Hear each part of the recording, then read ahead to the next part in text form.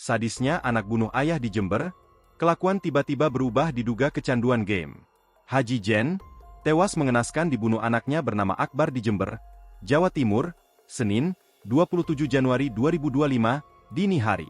Jasad korban ditemukan di dekat rumahnya Dusun Jadukan, Desa Mojosari, Kecamatan Puger, Jember sekira pukul 1 waktu Indonesia Barat. Babinsa Mojosari, Koptu Herman Jatmiko mengatakan kepala dan tubuh korban ditemukan warga di tempat terpisah. Menurutnya, peristiwa ini diketahui warga yang melihat pelaku menebas korban. Saksi pun syok dan langsung berteriak minta tolong. Diduga pelaku mengalami depresi.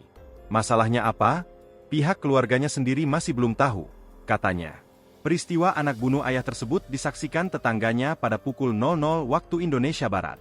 Dia mengatakan, kasus ini sekarang masih didalami pihak kepolisian. Informasi yang dihimpun, 2 hari sebelum kejadian, pelaku kerap terlihat uring-uringan dan mudah emosi. Diduga, sifat pelaku berubah karena kecanduan game online. Melihat sifat putranya berubah, korban pun sempat memanggil orang pintar untuk mengobatinya. Namun, peristiwa tragis tersebut terburu terjadi. Download Tribun X sekarang, menghadirkan lokal menjadi Indonesia.